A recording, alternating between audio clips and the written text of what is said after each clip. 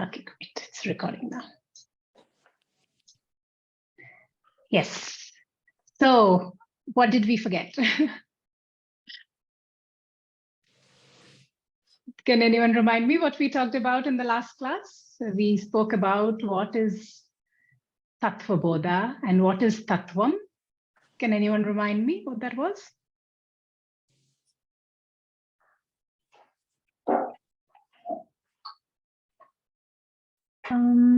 So Tattva means reality, true nature. Okay. And Bodha means knowledge. Very good, Prachi. Yeah. So we talked self. Yeah, very good. Thank you. And would you also be able to tell me, or someone else be able to tell me, why we want to acquire this self-knowledge? We spoke about a few benefits.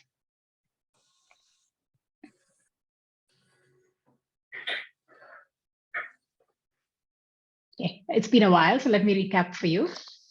So we said there are basically 5 main benefits of acquiring this tattvam, this knowledge of the truth, or the knowledge of our true nature.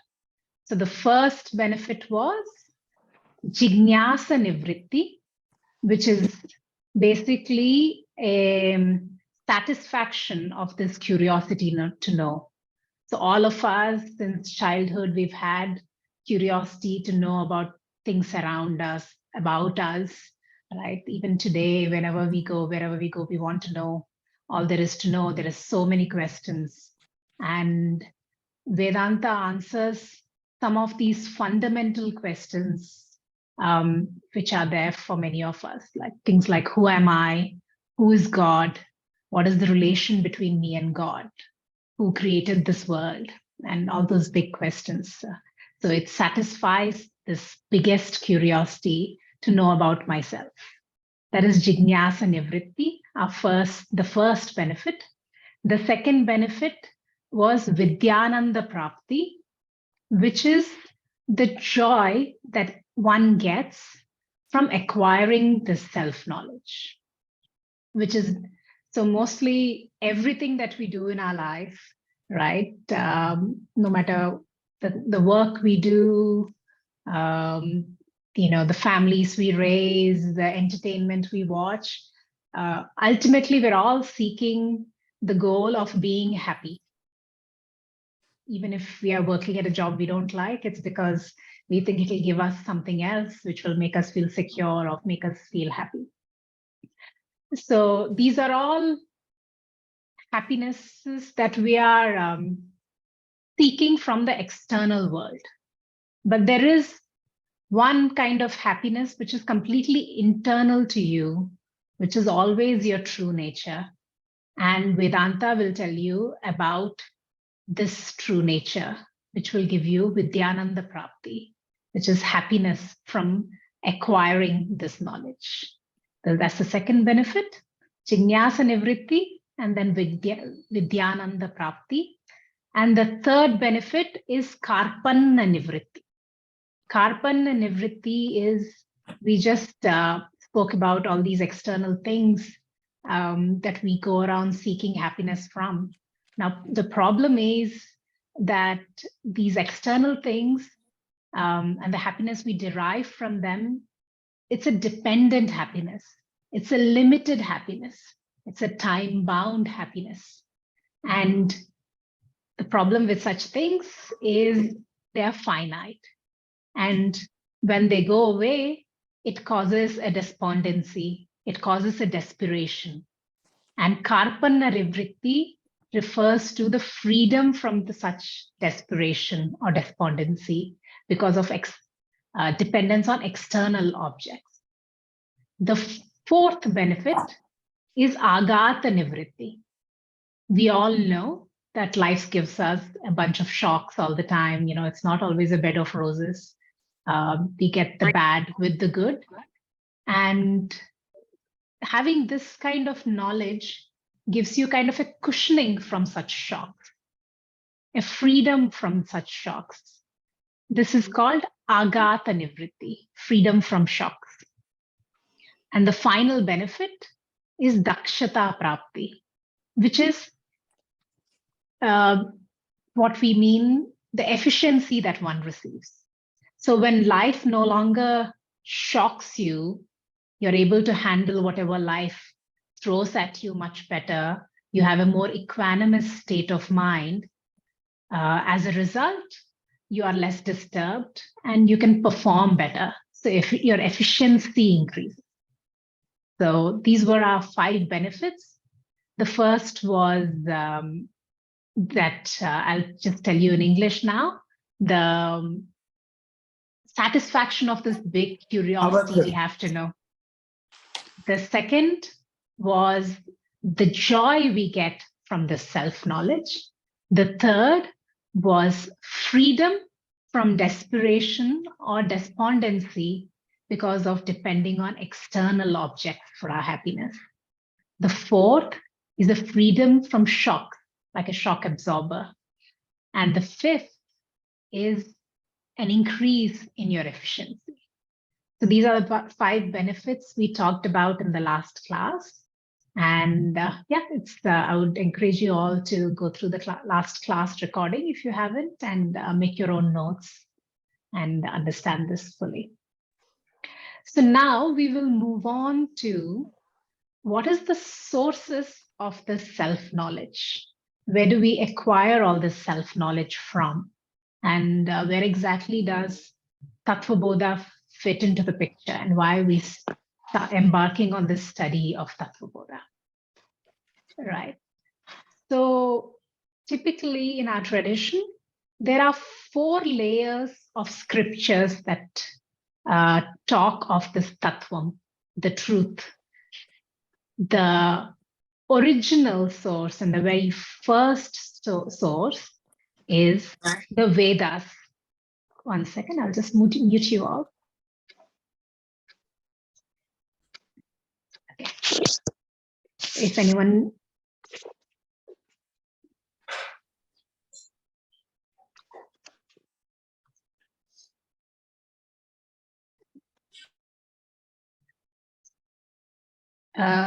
Prachi, you had a question? You want to ask it? Yes. Hi, Spandana. You gave us 2 questions as, for study. So the second one was obviously being answered, but the first one was really difficult. So would you help us understand that probably end of the class, or maybe now? Sure, we can talk about it at the end of the class to keep the flow going. Yeah. Sure. Thank you. Yeah, please remind me again if I forget. Yes, sure. Yeah. So coming on to which are the sources of this knowledge that we're talking about. So we say there are 4 layers of scriptures. There is a lot of different kinds of classifications one can do, but let's go with this common one. The first and the original source of this knowledge is the Vedas. We all, at least being in India, have heard of the Vedas.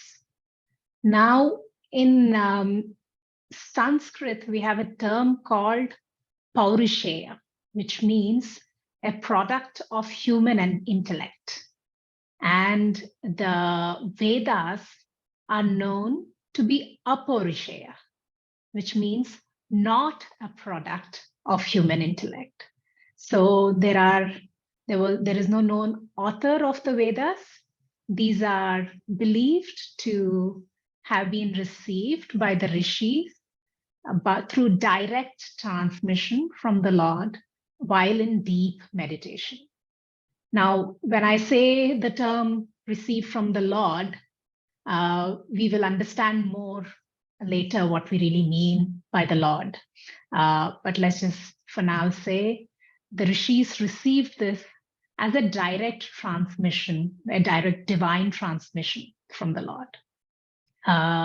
So they did not, and these were only some of the first few rishis. We call them the Sapta rishis. And they received this knowledge, and then we will talk about how they then shared this knowledge further on.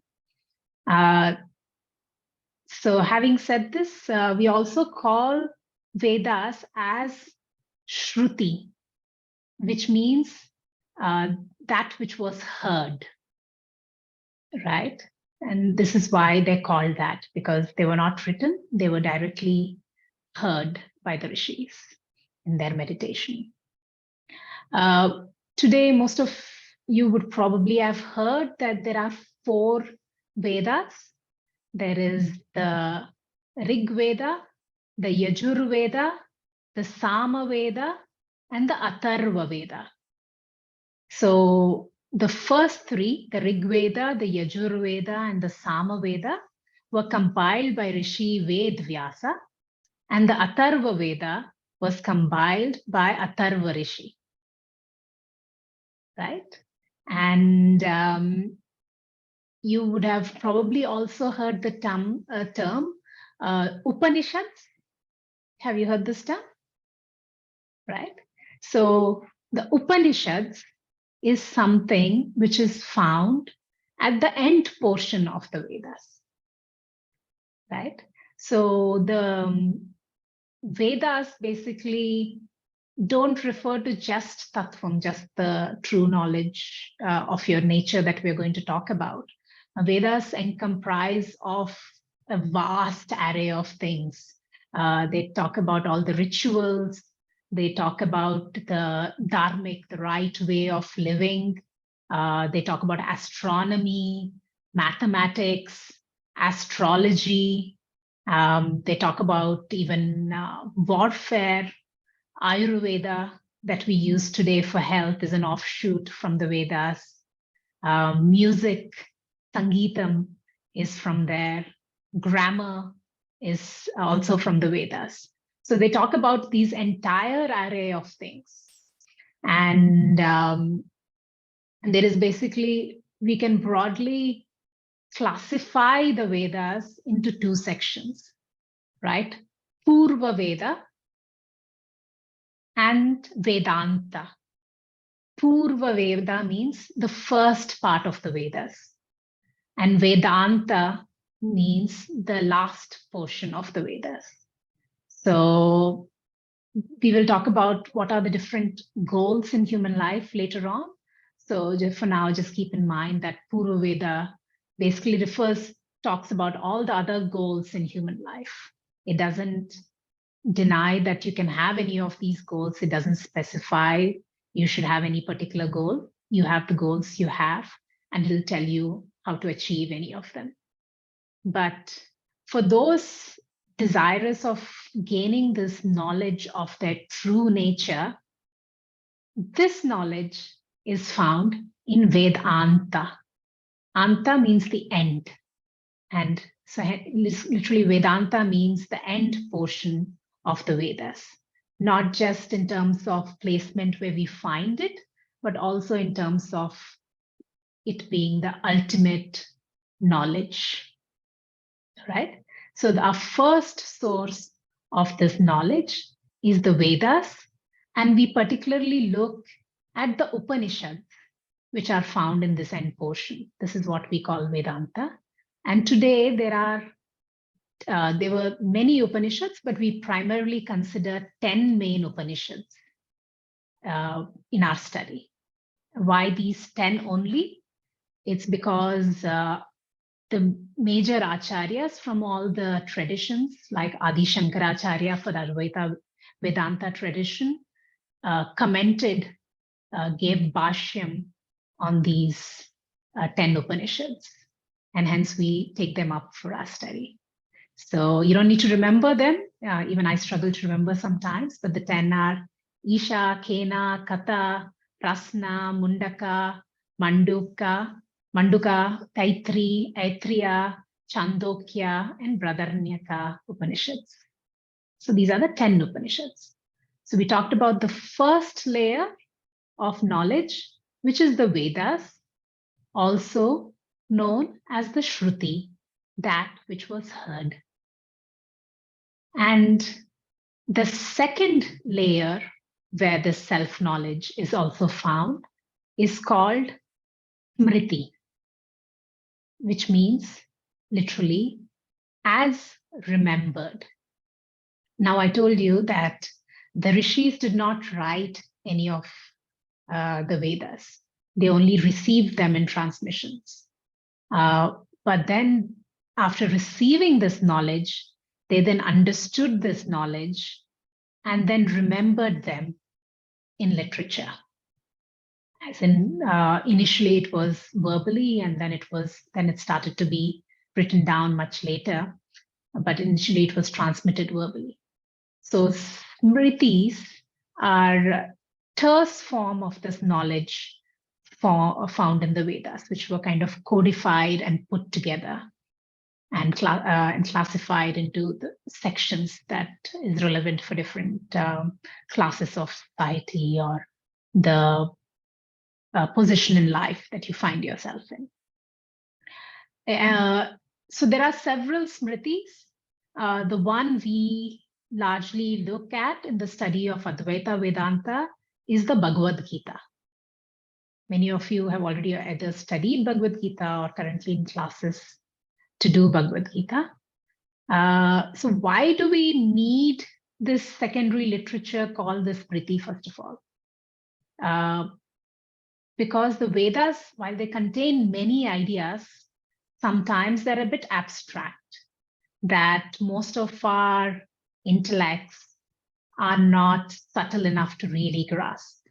So these rishis who had, first of all, this special upadhis, the special body to receive these transmissions, also had the intellect to really understand this knowledge and then write them in a form which the larger public could understand, which is why we have the secondary literature of Smriti.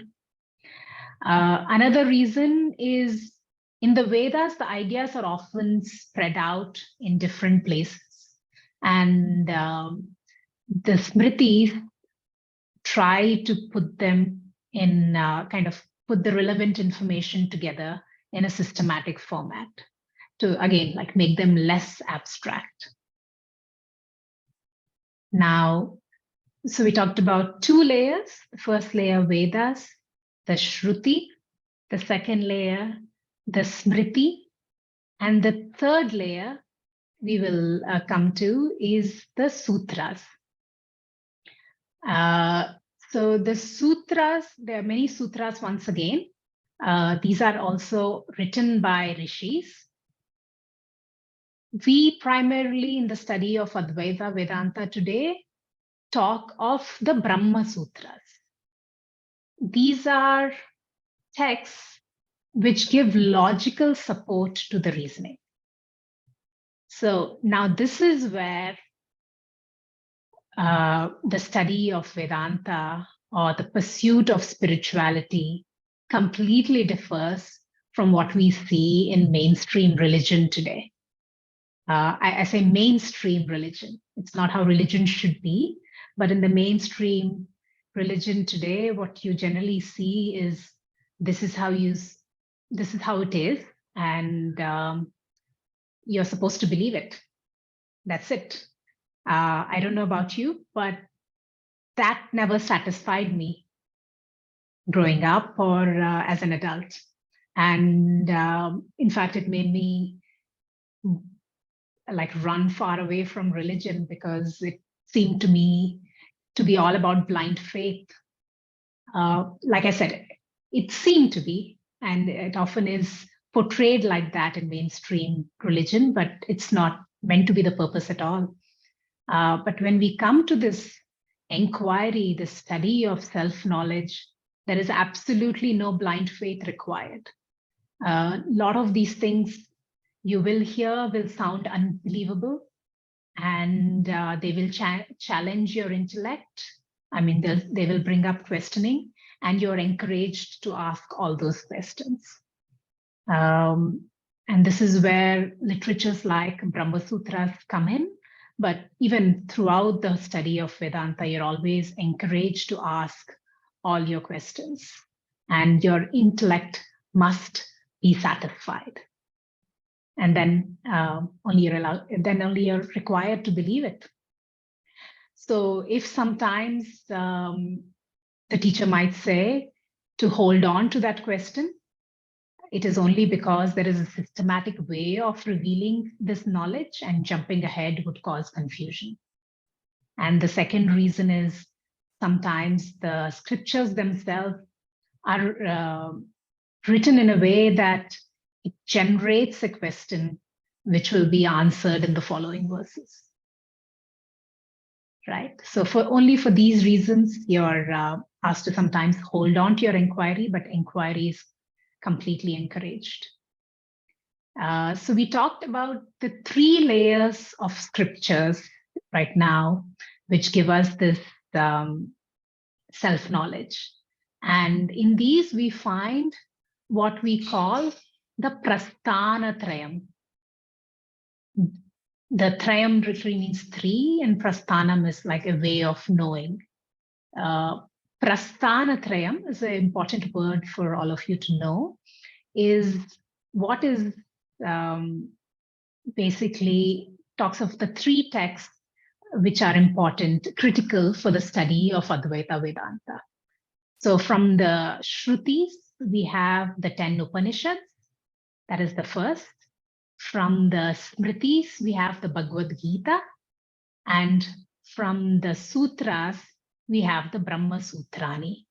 The 10 Upanishads, the Bhagavad Gita, and the Brahma Sutras together make up the Prasthana Trayam. And this is what you will continue with as you progress in your study. Now, I did not mention Tattva Bodha at all, right? And I will come to why. I'll come to that. So Tattva Bodha comes under a 4th class of literature. Natraji, you had a question related to the first 3? Yes, please.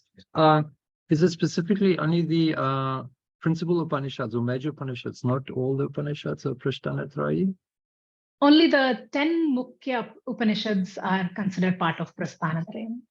Okay, thank you. Right. So coming to the 4th layer of literature, while to complete this Vedantic study, I mean, you don't really need to go through all of them, but the recommended literature that you will study with acharyas under a sampradaya eventually would be these Prasthanatrayam. And the typical format is you start with the Bhagavad Gita, and then you move on to the Upanishads, and then you move on to the Brahma Sutras. And it can really take a lifetime or several lifetimes. Doesn't mean you will always, you won't get the self-knowledge much before you complete this study, but people, even once on receiving this knowledge, keep going on just for the love of it. And the 4th layer of literature now is called the Prakarna Granthas, which these Prakarna Granthas are basically texts which were written by modern acharyas or gurus in our parampara. They are,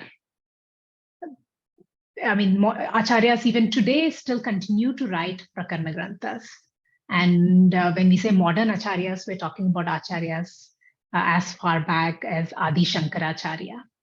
So there are several texts which have been written by Adi Shankaracharya himself, a lot of his disciples like Sureshwar Acharya, the Vidyaran Swami, and yeah, even acharyas today keep adding it.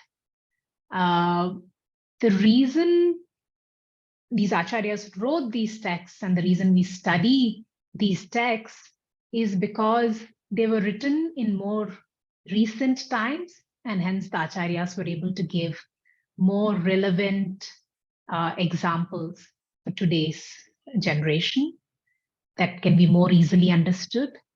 And they were written in a simpler format. All the original texts were in Sanskrit. And these Prakarna Granthas, some of them are in Sanskrit, but some of them are also in different languages, right? And this is the reason we study these Prakarna Granthas. Now, some of these Prakarna Granthas talk about the whole range of information there is, which is, we talked about the 3 main things we always want to know about, Jiva, Jagat and Ishvara, myself, the world, and God. What is the relation between all these? And what is the nature of bondage? What is the nature of liberation? So there are texts which contain this, cover this entire purview, and there are certain prakarana granthas which take one aspect and talk about it. For example, Sadhana Panchakam, a short 5-verse text, will just talk about the sadhana, the spiritual practices for seeker, and like that. So Tattva Bodha, on the other hand, is a very simple and a beautifully comprehensive text, which gives you an overview of the entire Vedanta. So you can call it kind of an introductory text to the world of Vedanta. And like I mentioned, there are many people here in class. Many of you are new, but many of you are also very seasoned Vedantians. And we all keep coming back to this text because it talks about crucial concepts that help us in our study and in our understanding and in our assimilation as we progress. So Tattva Bodha also talks of, it gives you a lot of the jargon that we use in Vedanta. Don't get scared. I know the word jargon sounds very sciencey and a little dull, but it's essential. You know, there is jargon in any field, be it medicine, be it marketing, be it cricket. There is jargon we use everywhere. Now, if you're sitting down to watch a cricket match and you don't know what is a no ball and you don't know what an LBW is, you would kind of miss a lot of the fun, you know, and someone would have to explain all of it to you. So that's what I mean by jargon. There are terms which are specific to the field of study that you're embarking on, which one needs to know, and Tattva Bodha will give you a lot of these terms. And the other reason is sometimes there is just no correct translation. You know, when we talk about Sanskrit terms like even everyday terms like Maya or karma or Atman, there are so many connotations that each of us has had, so many impressions we've got from, you know, movies, what we heard growing up, that we have a lot of impressions about what these words mean. And so hence we have to again bring a beginner mindset and relook at what these words mean to understand them fully and carry that understanding with us as we progress in our study. And Tattva Bodha is going to help us do this. So we talked about the 4 layers of literature, the Prasthanatrayam and the Prakarana Grantha, where and Tattva Bodha falling in the 4th. Are there any questions before I move ahead?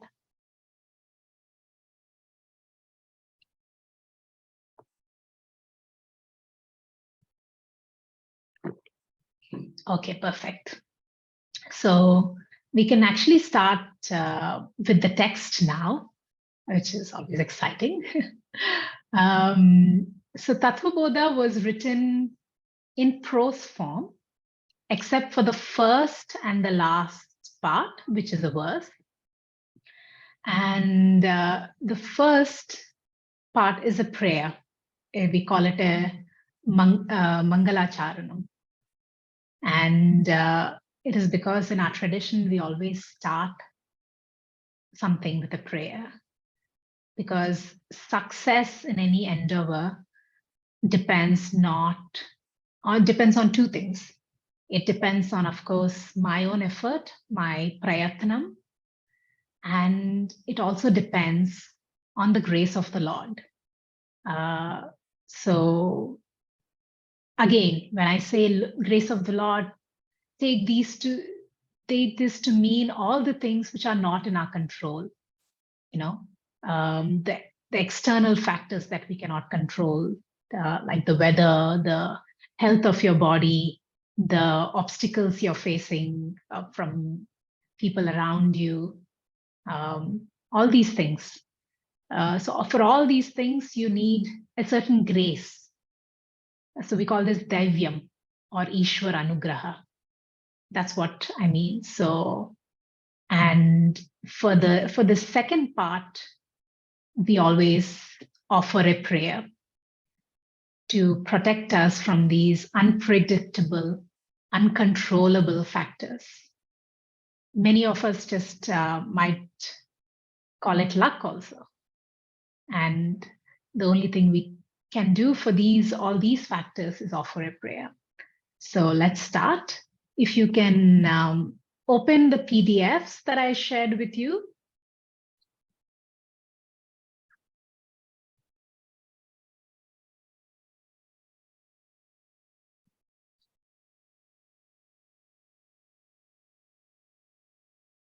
So again, I will, so you can come to the part which says Mangalacharanam. So you will see that we have the Devanagari script, the Sanskrit, and below it we also have an English transliteration. You're welcome to use either as comfortable for you. And I will chant and you can repeat after me. Om.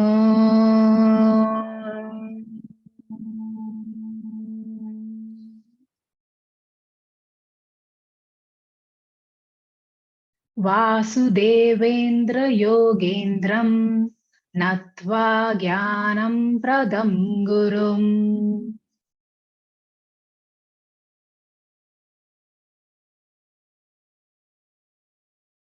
Are you able to find it? Yes, just found it now. Okay, maybe I can share it on the screen also. Actually.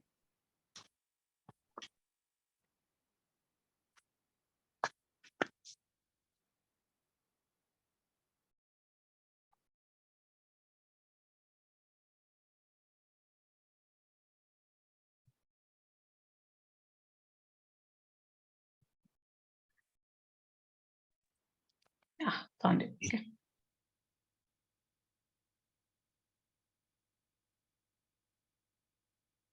Okay, let's start again. Thank you.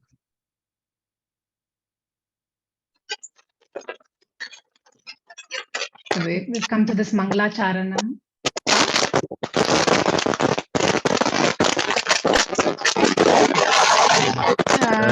Interfere. Yeah. Someone's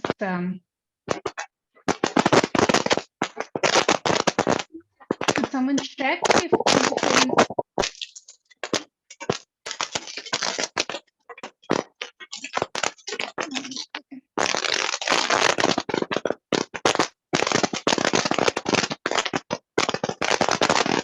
sorry, 1 second.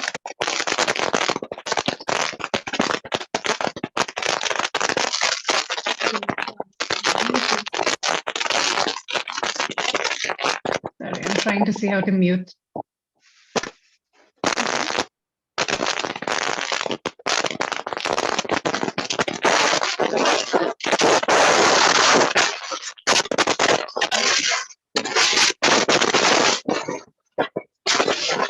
Seems to be Bishwanath Saha. Okay. Can everyone unmute themselves again? And exit. So Bishwanath.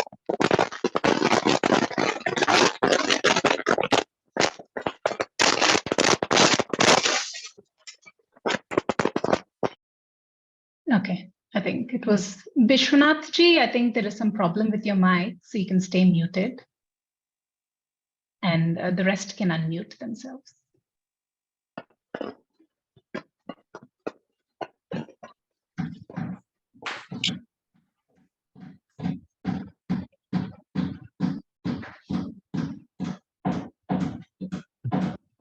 Okay. Maybe it's more than one. Okay, let's try again.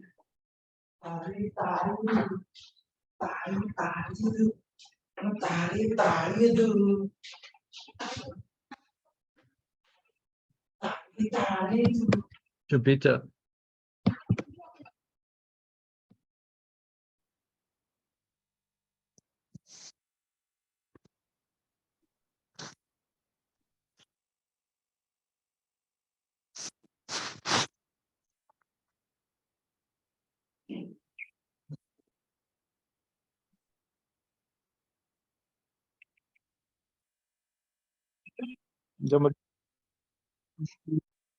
Okay.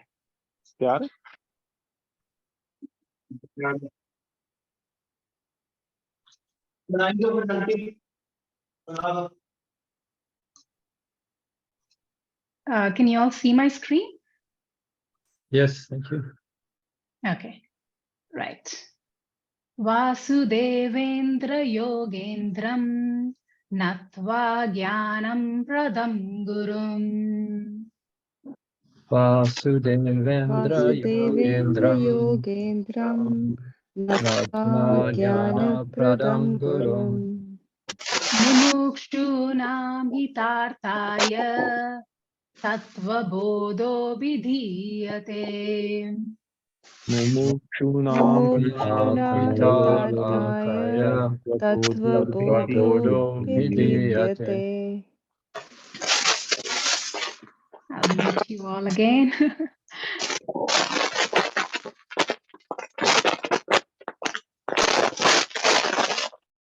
Okay. Better. Yeah, we'll figure those little details out, I guess, over time. Right. So this is a Mangalacharanam verse, as I said, which is basically an invocation verse. Now, the author, I think I mentioned before in the starting class, that the author of Tattva Bodha is not really known.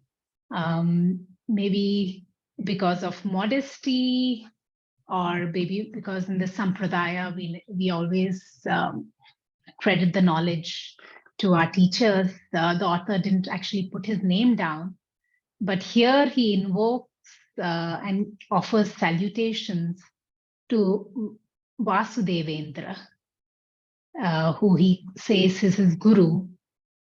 So we basically know that this is Vasudevendra is a name given to acharyas belonging to the Kanchi Saraswati Mat, which was set up by Adi Shankaracharyas. And Indra Saraswati is a common suffix. So some say the author could have been a Shankaracharya of the Kanchi Mat, and some say, because of the style of writing, that it could have been Adi Shankaracharya himself. We don't know for sure, unfortunately. And it's also not very important, but like I said, this text is respected by acharyas across the tradition. So in this verse, he says,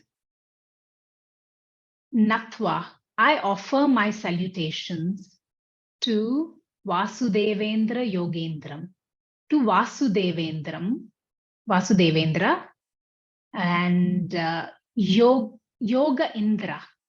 Indra, when you use as a suffix in Sanskrit, means great.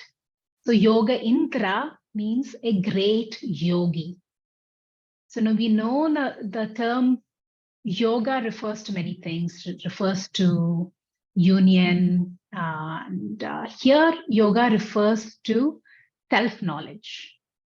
So by yogi is the one who has self-knowledge. And basically Yogindra here is Gyanendra. And he is saying, Vasudevendra Yogendram Natva Jnanam Pradam Gurum. So I'm offering my salutations to Vasudevendra, who's a great yogi. Why am I offering these salutations? He gives the answer. Jnana Pradam Guru. He is my Guru who gave me Jnanam, who gave me this self-knowledge. And then he goes on to say why he's offering these, besides after why he's offering these salutations, he talks about what is the benefit, right? So he says, Mumukshu nam hitarthaya Tattva Bodha vidhiyate. Hitarthaya means for the benefit of. So for whose benefit is this text written? It is for the benefit of Mumukshunam, which is Mumukshus, those desirous of moksha, those desirous of self-knowledge. For their benefit, this text I have written. Tattva Bodha vidhiyate. This Tattva Bodha has been written, this text. And now the word Guru itself refers to the remover of darkness. Ru means light and Gu means darkness. So Guru is someone who removes this darkness. And what do we mean by this darkness? We mean the ignorance, and the light of knowledge is used to remove the darkness of ignorance. This symbolism is actually there in so many places in our cultures, but often we don't really know what it means. You know, when we light a diya, that's what we're signifying. We're signifying that we want our internal darkness, the ignorance, to be removed through the light of knowledge. The festival of Diwali, the deeper symbolism of this festival is once again we commonly hear, you know, the fight of the winning of good over evil, but it also means basically we're talking about the internal good and the internal evil. And what is the internal evil? It's this ignorance. It's this veil of ignorance which makes us forget who we truly are, right? And we seek to remove this through knowledge. Even the common prayer that many of you might have heard, Asatoma Sadgamaya, Tamasoma Jyotirgamaya, Mrityorma Amritam Gamaya. Lead me from the truth to the untruth. Lead me from darkness to light. Lead me from death to immortality. Om Shanti, Shanti, Shanti. This mantra also refers to the removal of this darkness. Right? So, and I think we have time. So let's answer the big question of now we said this text is written for mumukshunam, those who seek moksha, right? Now, what is moksha? Very simply, I mean, we can talk for hours and hours about what is moksha, but very simply put, it's basically those 5 benefits that we talked about, right? Jignasa nivritti, vidyananda prapti, karpanna nivritti, agata nivritti, dakshata prapti. Having all these 5 benefits in full measure available to you all the time, that is moksha. You always being in your true blissful nature, never being shocked by anything which comes to you in life, always being able to perform at your full efficiency. All these benefits, having complete knowledge of your true self, having no dependence on anything external for that happiness. Having all these 5 benefits in full measure is basically what we mean moksha. Now, there is probably something in the people who showed up in class today, or who show up for Vedanta classes in general, which means that we are looking for moksha in some way, whether we want it, whether we really say it or not, or acknowledge it or not, right? Do you think everyone wants moksha? Or is it just some people? Yeah. What does everyone want? Everything that we do in life, what are we looking for? Happiness that lasts forever. Yeah, that's good. Yeah, we are looking for happiness, and we think this happiness should last forever. And why? It's muting all again. Yeah. And why? Why do we want this absolute happiness? Why do we want this feeling of completeness? Why are we always looking for things to complete us? It is because somewhere deep down, we know that that is our intrinsic nature, right? It feels natural to me. Now, I won't try to get rid of something which does not feel natural to me. When I'm unhappy, I'm angry, I will try to get rid of these emotions because it doesn't feel natural to me. But when I feel happy, no one says, let me now stop feeling happy. That feeling we want to last forever because we identify with it as something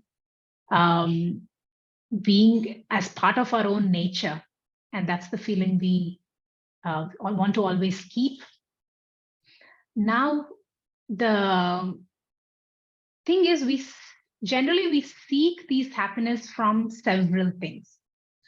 There are, in the scriptures, we typically talk about the 4 goals of human life, 4 pursuits of human life.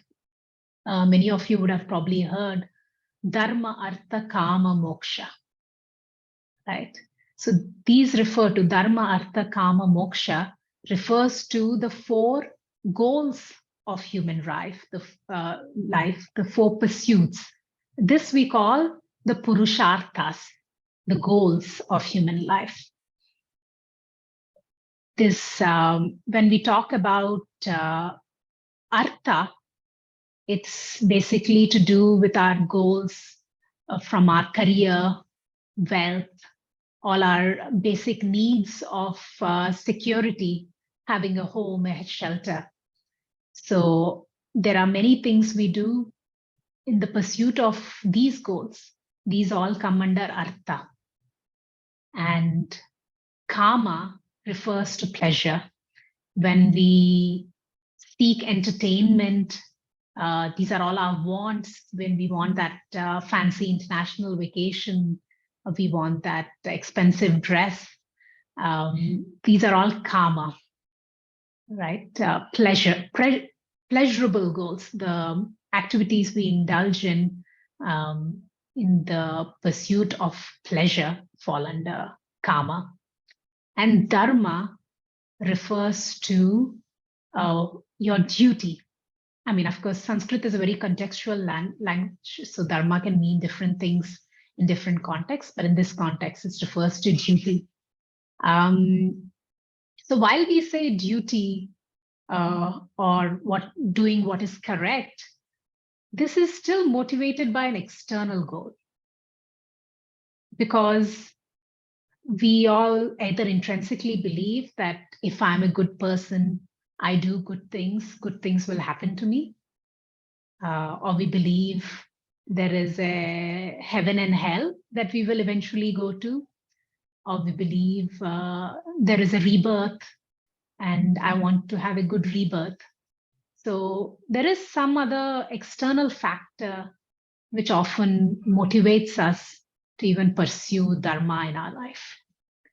So our shastra, our scriptures, classifies these first three goals, dharma, artha, kama, under the title of prayas.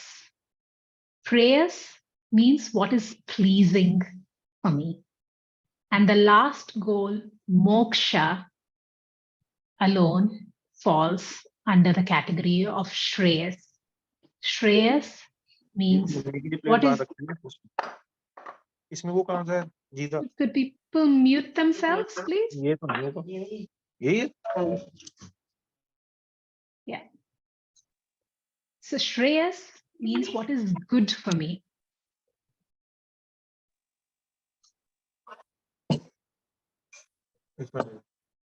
I'm sorry, someone keeps unmuting themselves. Okay. Yes, coming back. Shreyas means what is good for me.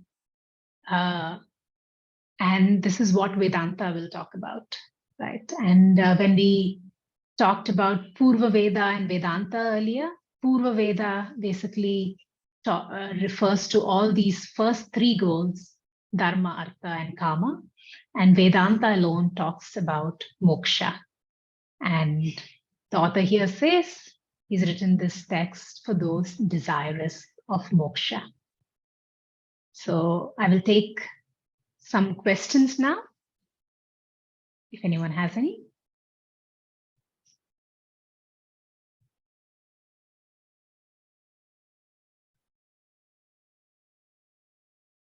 Any questions on the four Purusharthas? Yeah. Can I ask Yes, something? Natraj. Thank Yes, you. Natraj. Thank you. Could dharma also be considered shreyas as well? There should be. It is not. Oh. I'll tell you why. So only, see, it is in the sense that dharma in this context is still something we are doing because of an external motivation, right? I mean, of course, it's a valid goal. I mean, all of them, even Artha and Kama, are valid goals. That's why Purva Vedas talks about ways to pursue Artha, ways to pursue Kama, and they're mostly giving you a way to pursue all these goals in a dharmic fashion. So even you can live a completely dharmic life and accumulate a lot of punyam and go to heaven also. And that's all very nice. But what's the problem at the end of that?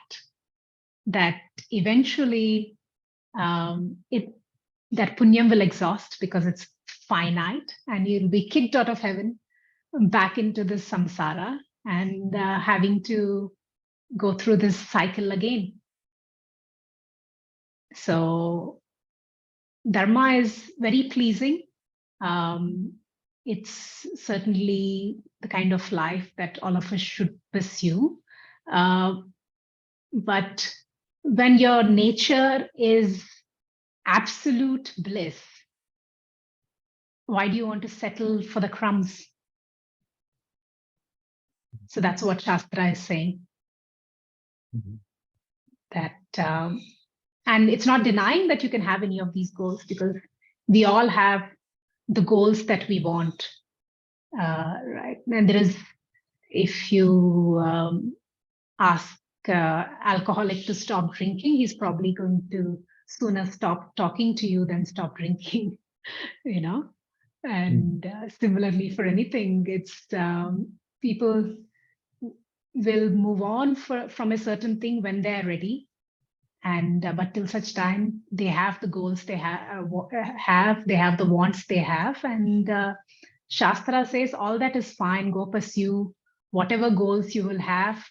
It's just that at some point you will realize that this ultimate happiness that you're seeking will not be found there. You might find a lot of happiness from pursuing all these goals, but that happiness will always be finite. And when you're ready for the infinite, when you're ready to pursue moksha, then Vedanta comes in. Yes, great. Thank you. Thank you. Anyone else? Prachi, you had a question in the beginning of the class? Yes, it is from the homework that you gave us. You gave us 2 questions. So we solved the second one, but the first one is very difficult. So if you could- You'll have to remind me what it was actually. Sure. 1 second.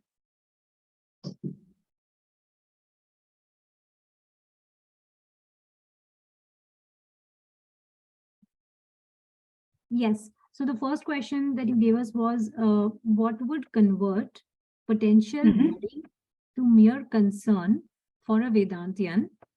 Consider and explain the difference relating it to any of the concepts discussed in our last session.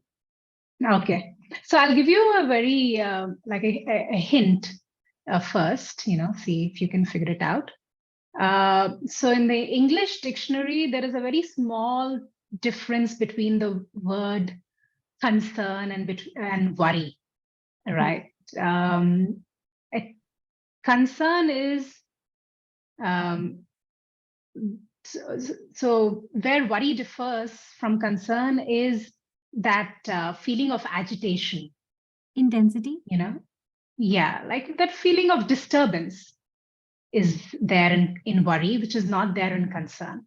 Yeah. So I can be concerned that I need to go to Delhi next week, and hence this requires that I have a ticket to fly to Delhi. Or I can be worried about my trip to Delhi next week. Do you see what I mean? Could you try to differentiate now? What's the difference between worry and concern? Yes, I still believe it's the intensity of something bad might happen. It's probably how you let it affect you. Correct. Same Yeah. situation, how you let it affect the way you're thinking or feeling. Absolutely. So it's how your EQ is affected, right? So concern is healthy. It's required. You need so I said I'm undergoing a surgery because from a healthy concern from the body, for the body, right? So there was something which had to be taken out. So I had to get it done. I can be fearful and say, oh, sorry, I'm not going to let anyone cut open my body or whatever, or and ignore the situation. That's not going to help me. I will probably end up much worse. Or I can have a healthy concern saying, okay, this is something I've been told which needs to be done, and to take care of it, these are the list of things I need to do, right? So concern is a planned activity. You can set a time aside to think about it. Worry is not planned. It comes uninvited. So concern is, I know there's something which needs to be done, so I set a time, I think about the list of things I will do, I will make a plan. Concern helps us come up with a plan and to execute things, to achieve our goals. Worry just causes mental disturbances, and it's of absolutely no use. Right? So that's basically the difference between concern and worry. And in the pursuit of the study, in the pursuit of improving your EQ, we're always trying to do away with concern, do away with worry and keep only a healthy concern alive. So that's what I meant. And there are several concepts in terms of which concepts in class we talked about. You can probably come up with several examples. So would you like to try? So we talked about EQ. We talked about how certain things affect us as a bhokta. how things affect as a karta. So you can relate any of these concepts. Yeah. So probably dakshata prapti. It's Yeah. basically your efficiency depends on how are you as a bhokta. Efficiency of your karta depends on how are you as a bhokta. Right. So there was a benefit we talked about before dakshata prapti, which will affect me as a bhokta. Yes, that's agata nivritti.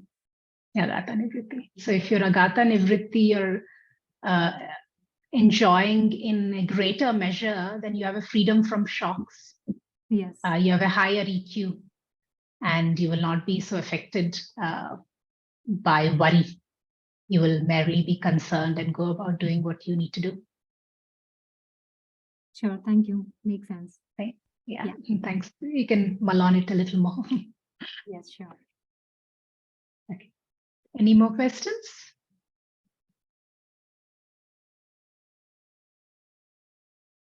Okay, so we can end with the prayers. I will share the prayers again.